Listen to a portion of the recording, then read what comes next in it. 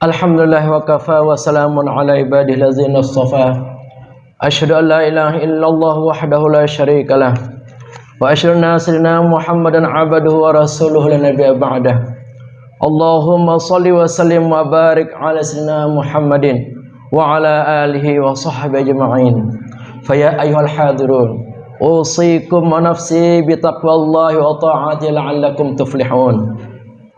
Qala Allah Ta'ala fil Qur'anil Karim wa huwa asdaqul qailin. A'udzu billahi minasyaitonir rajim. Ya ayyuhalladzina amanu taqullaha haqqa tuqatih wa la tamutunna illa wa antum muslimun. Wa qala aydan fi ayatin ukhra wa aqimus shalah innas salata tanha 'anil fahsya'i wal munkar. Shadaqallahul azim. Hadirin para jamaah kaum muslimin Masjid Darul Arqam yang tercinta dan yang berbahagia, alhamdulillah dengan segenap rasa syukur yang sedalam-dalamnya dan setinggi-tingginya pantas kita aturkan kepada Zat yang senantiasa memonitor gerak-gerik seluruh makhluknya. Dialah Allah Azza wa Jalla yang telah mengizinkan kita untuk hadir di rumahnya yang mulia dan penuh berkah ini dalam rangka melaksanakan perintahnya, yaitu sholat Jumat secara berjamaah. Semoga rangkaian ibadah sholat Jumat kita hari ini diijabah dan diterima oleh Allah Subhanahu wa Ta'ala. Salawat dan salam tak lupa kita sampaikan kepada beliau yang tercinta, menjadi suri tauladan umat manusia, Nabi besar Muhammad sallallahu alaihi wasallam. Demikian juga segenap keluarga dan para sahabatnya. Moga-moga kita semuanya diberikan hak untuk mendapatkan syafaat dari beliau di akhirat nanti, sehingga dengan syafaat tersebut Allah Subhanahu wa Ta'ala memperkenankan kita masuk surga bighairi hisab. Amin ya rabbal alamin. Mengawali khutbah singkat pada kesempatan khutbah Jumat ini, khatib mengajak dan menghimbau kepada para jamaah untuk istiqamah meningkatkan kualitas keimanan dan ketakwaan kita dengan melaksanakan semua perintah Allah dan menjauhi larangannya. Hadirin jamaah Masjid Darul Arqam yang kami banggakan, di antara kehebatan Nabi Muhammad kekasih ilahi, Isra Mi'raj tempat tertinggi, Sidratul Muntaha tempat yang suci. Hikmah terbesar Isra Mi'raj ini menerima perintah solat 5 kali. Solat fardu setiap hari wajib ditunaikan sampai mati. Apabila solat senantiasa terlaksana selama di dunia, tercegah dari berbuat durhaka, keji dan mungkar yang sangat bahaya. Semakin dekat pada yang kuasa, iman tumbuh dengan kokohnya, hati lapang, tenang, bahagia, urusan mudah tercapai hajatnya. Dari bait-bait syair indah yang khatib susun ini tergambar dengan jelas bahwa Nabi Muhammad satu-satunya Nabi yang memiliki kehebatan yang tak tertandingi, di mana beliau dipilih oleh Allah SWT secara khusus untuk menghadap kepadanya di tempat yang sangat tinggi dan terjauh di alam semesta ini, yaitu di Sidratul Muntaha, untuk melaksanakan perintah sholat 5 waktu. Dengan kecanggihan teknologi yang Allah berikan kepada beliau melalui kendaraan buruk, sekejap mata memandang, beliau dapat langsung menembus alam-alam yang ada. Dari Isra-nya Nabi, dimulai dari Masjidil Haram Mekah menuju Masjid Al-Aqsa Palestina, semua terlaksana demikian sangat sempurna. Kecanggihan yang luar biasa dan tak akan pernah tertandingi oleh makhluk sehebat apapun, hatta malaikat sekalipun.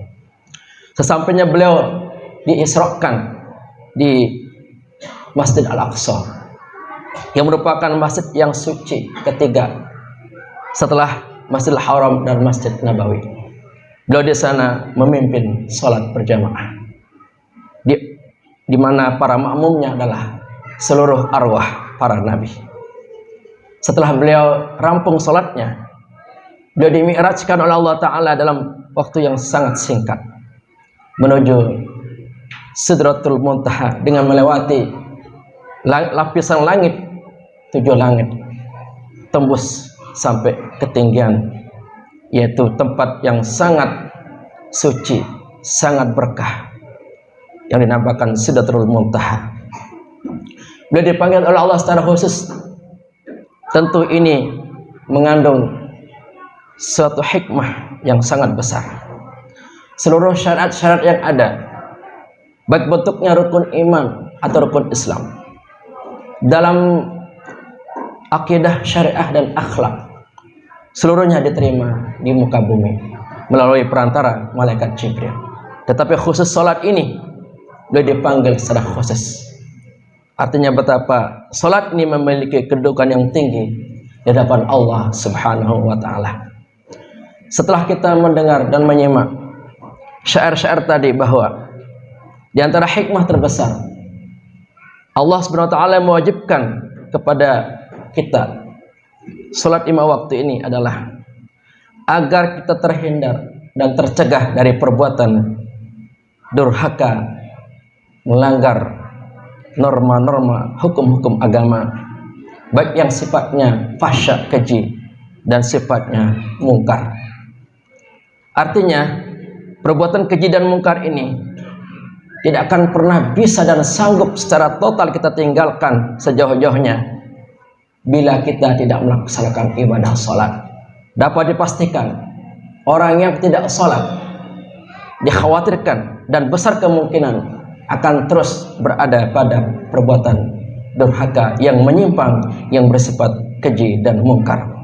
Maka menjadi jaminan bagi kita, kalau benar-benar sholat ini dapat laksana sesuai dengan ilmu-ilmu fikih yang diajarkan oleh Nabi, diteruskan oleh para imam-imam kita, maka jaminannya dengan sholat tersebut Allah mencegah kita dari perbuatan keji dan perbuatan mungkar, sebagaimana yang disampaikan dalam salah satu firman Allah, terdokumentasi secara valid, surah Al-Ankabut ayat 45, wa aqimus shalah innas salata tanha 'anil fahsya'i wal munkar.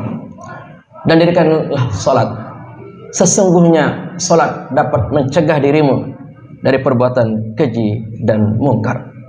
Oleh karena itu, kita yang telah salat ini alhamdulillah bersyukur, dan pasti kita merasakan betapa dahsyatnya hikmah salat ini akan senantiasa menjaga kita, melindungi kita dari perbuatan-perbuatan yang dapat melanggar hukum-hukum agama.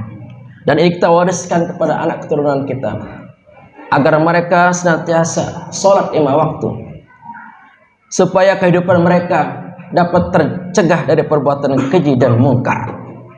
Saking pentingnya sholat ini, sampai Nabi memerintahkan secara khusus untuk memerintahkan anak-anak kita untuk mau melaksanakan ibadah sholat dari sejak umur 7 tahun. Dan bila sampai umur 10 tahun diizinkan untuk memukulnya, tentu dengan pukulan yang tidak berlebihan. Kemudian di sisi lain, hikmah yang tak kalah pentingnya, dengan sholat ini akan menyebabkan diri kita menjadi semakin dekat kepada Sang Maha Pencipta. Tidak ada jalan lain untuk merapatkan diri dan mendekatkan diri sedekat-dekatnya, dan tidak ada jarak sedikit pun kecuali dengan sholat 5 waktu yang kita lakukan. Maka orang-orang yang telah menikmati lezat dan indahnya sholat itu akan merasakan kebahagiaan yang tak bisa diukur, diceritakan dengan kata-kata. Maka untuk mendapatkan sholat yang khusyuk itu perlu perjuangan yang terus-menerus. Kita mesti belajar bagaimana hukum sholat yang dibenarkan sesuai dengan syarat dan rukunnya. Kemudian kita berlatih untuk bisa khusyuk dengan memaknai setiap bacaan-bacaan yang ada. dari awal kita bertakbir sampai kita salam, bila kita maknai dan kita jiwai, maka sungguh akan menggetarkan jiwa kita dan akan beroleh kenikmatan yang luar biasa. Ketika hati kita tentram dan damai serta bahagia dengan salat itu, maka lah sesungguhnya puncak dari kenikmatan dalam beribadah kepada Allah Subhanahu wa taala. Bila di antara kita selama ini salat hanya menggugurkan kewajiban, maka sesungguhnya tidak akan berdampak apapun, hanya sekedar lambang dan simbol. Amat sangat disayangkan. Tentu salat seperti ini adalah mereka yang tidak mau mendalami dan menyelami apa hakikat salat itu. Sesungguhnya hakikat salat itu di samping untuk mencegah diri dari perbuatan keji dan mungkar, agar kita senantiasa dekat, sedekat-dekatnya kepada Allah SWT. Dengan kedekatan itu, Allah akan tumbuhkan rasa iman yang kuat dan kokoh, pasti akan diberikan kepada kita. Artinya mana mungkin iman itu akan kokoh kuat dan menancap dengan begitu tangguhnya di hati manakala sholat ditinggalkan, karena kabel keimanannya mengalami gangguan atau putus oleh karena meninggalkan sholat. Sholat adalah bagaikan kabel penyambung untuk bersama Allah, bercengkrama, berkasih sayang dengan Allah SWT. Saat itulah kita merasakan puncak kebahagiaan yang kita rasakan bagi mereka yang benar-benar mencari tahu apa hakikat sholat itu. Bila iman kita tumbuh dengan kokohnya, maka otomatis Allah menganugerahkan kepada kita hati yang lapang, jiwa yang tenang, perasaan yang bahagia. Dan ini yang dicari oleh semua umat manusia. Harta benda sebanyak apapun di muka bumi ini, demi Allah, tidak akan mampu untuk membuat kita tenang. Tenang itu tidak akan bisa dibayar oleh emas, permata, dan uang bermiliar-miliar. Hanya dengan mendekatkan diri kepada Allah melalui salatlah ketenangan itu akan dirasakan. Umumnya mereka yang mu'alaf lah yang merasakan ketika ditanya, apa perasaan Anda ketika masuk Islam? Maka jawaban pertama biasanya merasakan ketenangan yang luar biasa, karena melalui salat yang dilakukan, hal yang dicari selama ini telah menemukan hakikat kehidupan, yaitu bersama Allah untuk mencapai ketenangan. Bagaimana dengan kita yang dari lahir seorang muslim? Apakah kita sudah merasakan seperti para mu'alaf yang benar-benar merasakan indah, damai, tenangnya salat tersebut? Kalau tidak, alangkah ruginya kita. Agama kita hanya sebagai simbol di KTP, tetapi tidak meresap dalam relung-relung hati dan jiwa kita. Maka oleh karena itu kita masih ada kesempatan, selama kita masih bisa bernafas, kesempatan terbuka luas dan lebar untuk memperbaiki sholat kita, memperhatikan sholat kita. Jangan hanya sekedar rutinitas, tapi benar-benar sholat itu dijadikan media terbaik kita untuk membangun komunikasi sedekat-dekatnya kepada Allah SWT, sehingga tercapailah ketenangan dan kebahagiaan dalam arti yang sesungguhnya. Dan di sisi lain, dengan sholat yang khusyuk, ikhlas dan istiqomah itu, Allah akan mempermudah semua urusan kita, baik urusan yang bersifat duniawi maupun urusan ukhrawi, dan akan tercapai semua hajat-hajat keinginan kita. Karena Allah begitu mencintai orang-orang yang sholat, maka Allah akan memberikan semua kebutuhan dunia maupun kebutuhan akhirat. Demikianlah khutbah singkat yang khutib sampaikan pada momen peringatan Isra Mi'raj yang minggu depan kita akan hadapi tanggal 27 Rajab. Semoga ini menjadi suatu tambahan ilmu dan bekal untuk senantiasa menjadikan sholat sebagai prioritas utama kita mendekatkan diri kepada Allah Subhanahu wa taala. Barakallahu li wa lakum fil Qur'anil azim wa nafa'ani wa iyyakum bima fihi min ayati wa dzikril hakim wa taqabbala minni wa minkum tilawatahu innahu samiul alim.